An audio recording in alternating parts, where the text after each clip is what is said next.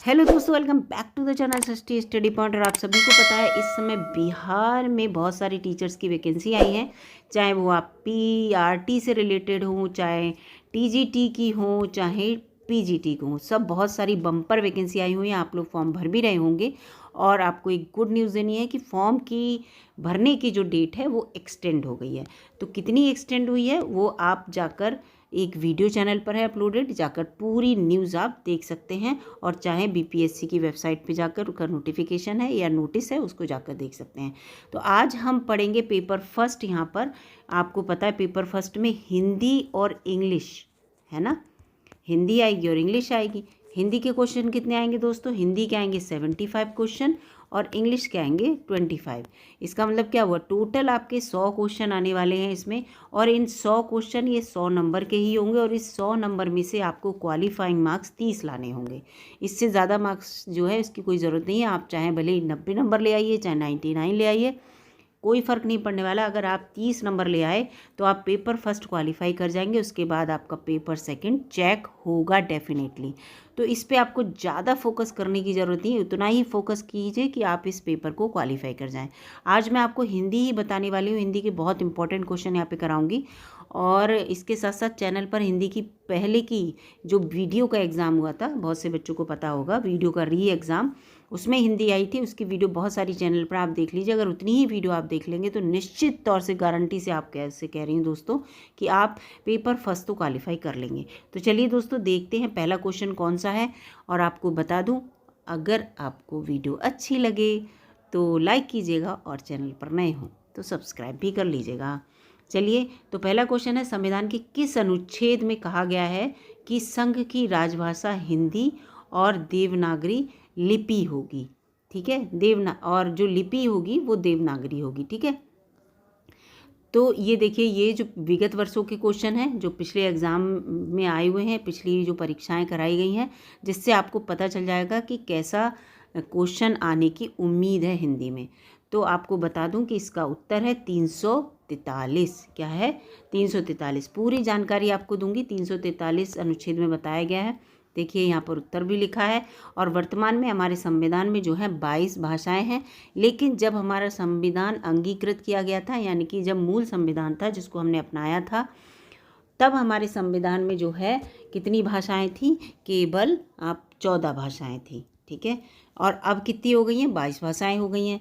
और इसके साथ साथ मैं आपको बता दूं कि अनुच्छेद 343 आपको पता चल गया, लेकिन इस भाषा के बारे में, हमारी राजभाषा के बारे में, ये राजभाषा हिंदी है, इसके बारे में अनुसूची 8 में दिया हुआ है। अनुसूची के बारे में बात कर रही हूँ। और भाग 17 में दिया हुआ है। ठीक है, तो अनुच्छेद आपको पता चल गया 343, भाग 17 और अनुसूची 8। अब हम बात कर लेते हैं कि जब पहले 14 भाषाएं अंगीकृत की गई थी तो अब इतनी 22 भाषाएं कैसे हो गई? तो सबसे पहला संविधान संशोधन हुआ था 1967 में। 1967 में 21वां संविधान संशोधन जब हुआ था तो उसमें एक भाषा छोड़ी गई थी, सिंधी। ठीक है, तो अब कितनी भाषाएं हो गई? अब हो गई 15 भाषाएं 21वें संविधान संशोधन के बाद।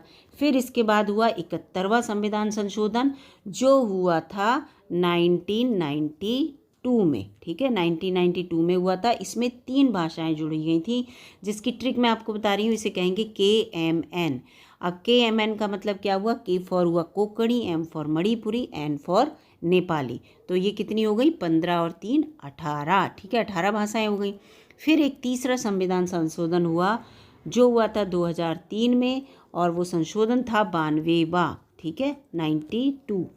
तो उसमें जो थी 4 भाषाएं जोड़ी गई, तो 19, 20, 21, 22 हो गई 4 भाषाएं। और वो 4 भाषाओं का शॉर्ट ट्रिक है BDMS। ठीक है, BDMS हो गया, यानी कि B फॉर हो गया Bodo, D for Dogri, M for होगा मैथिली और S फॉर हो गया संथाली। तो इस तरह से अगर आप याद कर लेंगे तो आपका ये पॉलिटी से रिलेटेड करंट अफेयर भी, पॉलिटी से रिलेटेड करंट अफेयर नहीं, GSP आपका तैयार हो रहा है। तो ये देखिए, ये पूरा मैंने आपको इतना बता दिया, तो इस चीज़ को याद रखिएगा। अगले क्वेश्चन पे आते हैं दोस्तों। ये पहला क्वेश्चन था, अब दूसरा क्वेश्चन देखते हैं। दूसरा क्वेश्चन क्या कह रहा है? हिंदी की देवनागरी लिपि में कुल कितने वर्ण हैं? जब कुल वर्ण पूछे जाएंगे तो आप 52 बताएंगे, जबकि केवल स्वर पूछे जाएं तो 11 हैं और व्यंजन पूछे जाएं तो 33 हैं। ठीक है, लेकिन कुल वर्ण पूछे जाएंगे तो 52 बताना।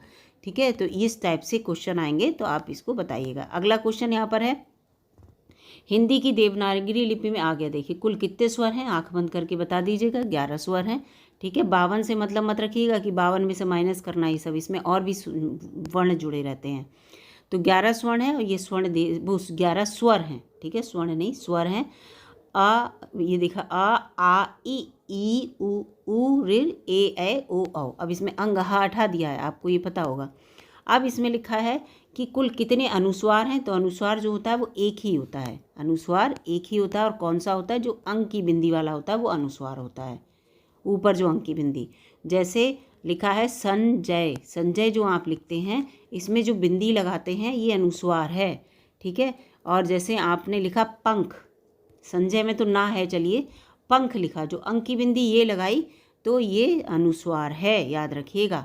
संजय में तो ये है जा, ये ना लगा है, लेकिन पंख में आपको अंक की बिंदी साफ समझ में आ रही है। अगला यहाँ पे क्वेश्चन है कि देवनागरी लिपि में कुल कितने विसर्ग हैं, तो विसर्ग भी एक ही है। कौन सा, आहा वाला, आहा वाले में 2 बिंदी आती हैं, ये विसर्ग कहलाते हैं। तो विसर्ग कौन सा है, एक है। इसका उत्तर देखिए यही दिया हुआ है, डी। अगला यहाँ पे क्वेश्चन है कि हिंदी की भाषा का उत्तराधिकारी कौन है, इसको आप आंख बंद करके कर देंगे संस्कृत। हिंदी को कहाँ से लिया गया है, संस्कृत से। सबसे शुरुआत ही हमारी भाषा की संस्कृत से हुई है, फिर पाली, फिर प्राकृत पे आए हैं, प्राकृत के बाद कहाँ पहुँचे, अपभ्रंश पे पहुँचे, अपभ्रंश से हम पहुँचेंगे अबहट से, और अबहट के बाद हम भाषाएं जो हैं इनका सब डिवीज़न बहुत सारा होगा। इसमें आपकी खड़ी बोली, ब्रज भाषा, इस तरह से बहुत सारी भाषाएं आ जाएंगी। पूरा इसका एक चार्ट है, वो भी मैं आपको बता दूंगी। अब अगले क्वेश्चन पे आते हैं। यहाँ पर अगला क्वेश्चन क्या कह रहा है, अगला क्वेश्चन यहाँ पर देखिए 7वां है कि संसार की प्रमुख भाषाओं में हिंदी का स्थान जो है, तो यहाँ पर हिंदी का स्थान जो है दूसरा। अगर आप प्रमुख भाषाओं की बात करेंगे तो दूसरा है, लेकिन बोली जाने वाली भाषाओं में तीसरा स्थान है। इस चीज़ को याद रखिए, प्रमुख भाषा दूसरी है। ठीक है, महत्व है हमारी इस भाषा का, तो यहाँ पर ये है। हिंदी विश्व की लगभग 3000 भाषाओं में से एक है। आकृति और रूप के आधार पर हिंदी वियोगात्मक और विशिष्ट भाषा है। भाषा परिवार के आधार पर हिंदी इंडो परिवार की भाषा है और संसार की प्रमुख भाषाओं में हिंदी का द्वितीय स्थान है।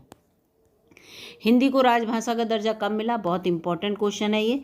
ठीक है दोस्तों, तो इस क्वेश्चन को आप ढंग से तैयार कर लीजिएगा। और इसको जो राजभाषा का दर्जा मिला वो 14 सितंबर 1949 को मिला। संवैधानिक रूप से राजभाषा घोषित की गई, इसीलिए हम 14 सितंबर को जो है क्या मनाते हैं, हिंदी दिवस मनाते हैं, राष्ट्रीय हिंदी दिवस। संविधान के अनुच्छेद 343 में हिंदी को किस रूप में वो मिली मान्यता, तो आपको पता ही है कि राजभाषा के रूप में इसे मान्यता मिली, हमारी राजभाषा है ये। अगला है, जिस क्षेत्र में जो भाषा बोली जाती है वह भाषा व्यापक रूप से क्या कहने लगती है, उसे हम मातृभाषा कहने लगते हैं, यानी कि हमारी माता की भाषा है ना। हमारे क्षेत्र में जो भाषा बोली रही है, जो हमारी माँ सिखा रही है हमें, तो ये मातृभाषा कहलाती है। ठीक है, अगला क्वेश्चन यहाँ पर देखते हैं दोस्तों, वीडियो में बने रहिएगा, बहुत इंपॉर्टेंट है और इससे रिलेटेड क्वेश्चन आपको एग्जाम में देखने को ज़रूर मिलेंगे, क्योंकि अभी वीडियो का जो एग्ज़ाम हुआ था उसमें जो भी मैंने वीडियो बनाई थी बहुत सारे क्वेश्चन उससे आए थे। अगला है, विश्व की सर्वाधिक बोली जाने वाली भाषा में हिंदी का स्थान आ गया। ये क्वेश्चन तो आपको मैं बता ही चुकी हूँ, बोली जाने वाली भाषा में तीसरा स्थान है, इस चीज़ को याद रखिएगा। ठीक है, ये लिखा है देखो, तीसरा स्थान है। विभाषा को क्या कहा जाता है, विभाषा को हम उपभाषा कहते हैं। तो यहाँ पे लिखा है विभाषा को उपभाषा कहते हैं। विभाषा का क्षेत्र बोली की अपेक्षा विस्तृत होता है। ये एक प्रांत और उपप्रांत की प्रचलित भाषा होती है। ये विभाषा में स्थानीय भेदों के आधार पर कई बोलियों में प्रचलित रहती है। विभाषा में साहित्यिक रचनाएं भी आपको मिल सकती हैं।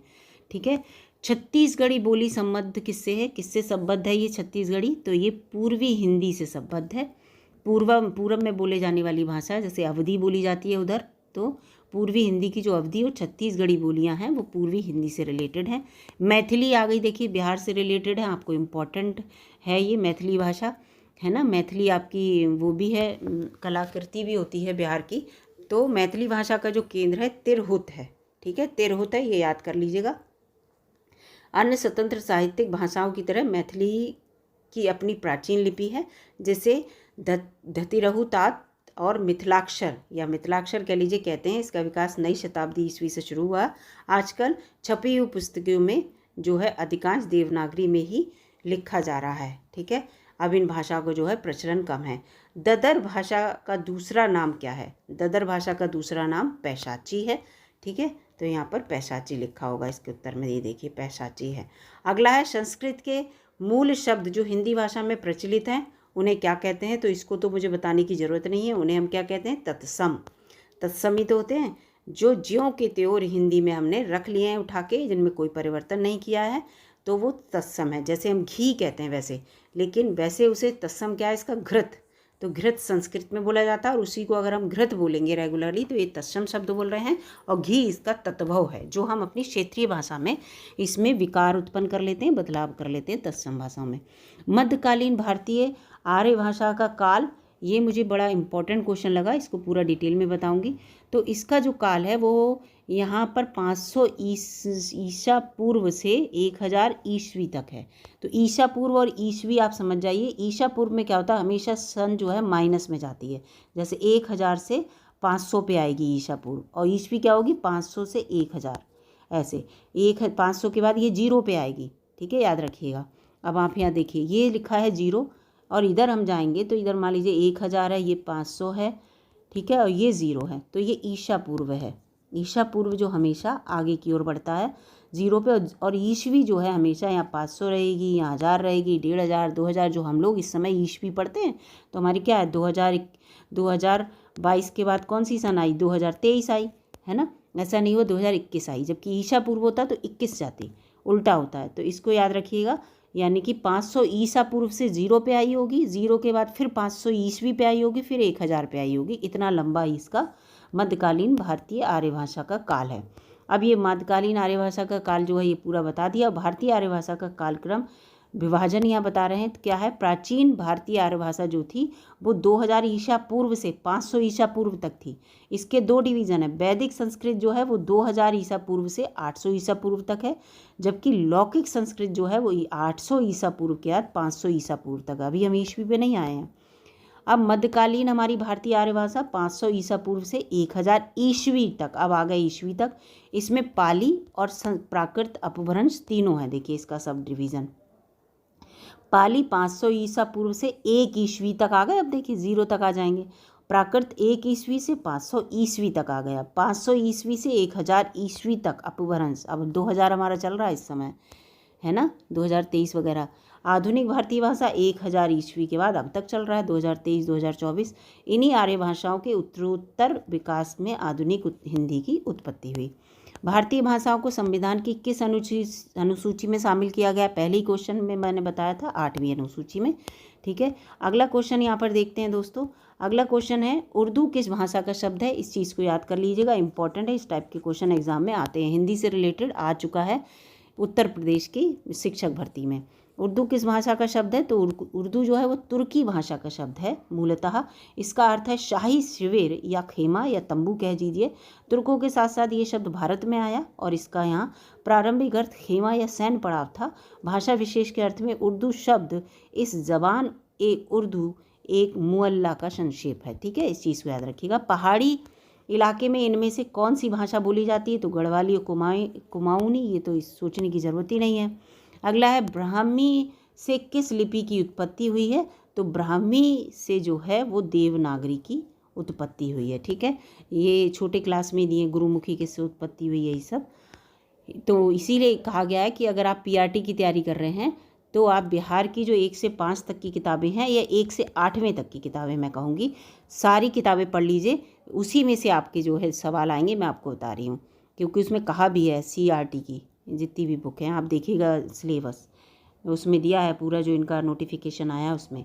हिंदी किस भाषा परिवार की भाषा है, तो हिंदी जो है यहाँ पर देखिए भारोपीय परिवार की भाषा है। और भारोपीय परिवार की अन्य भाषाएं जो है मराठी, नेपाली और गुजराती भी हैं। विश्व की सर्वाधिक बोले जाने वाली भाषाओं का क्रम जो है वो है चीनी, अंग्रेजी और हिंदी। हिंदी देखो तीसरे नंबर पे है, तो ये इसका क्रम है 23वें का। ठीक है, यहाँ पर देखो 23वें का दिया, चीनी, अंग्रेजी और हिंदी, ये क्रम है। यहाँ पर चीनी सबसे ज़्यादा बोली जाती है। क्यों, क्योंकि चीनी क्यों बोली जाती है भाई बहुत ज़्यादा, क्योंकि चीनी की जनसंख्या चीन के लोगों की बहुत सारी है, और हिंदी इसीलिए तीसरे नंबर पे। हिंदुस्तान में जनसंख्या देख रहे हैं आप कितनी है। और रानी केतकी की कहानी में प्रयोग हुई भाषा को क्या कहेंगे, तो ये तो खड़ी बोली में ही लिखा गया है, ये रानी केतकी की कहानी। तो इसका उत्तर यहाँ पर बी है, खड़ी बोली में ही। और ये एक कहानी शुद्ध सांसारिक प्रेम पर आधारित मनोरंजन के लिए बनाई गई, जिससे सब लोग पढ़ सकें।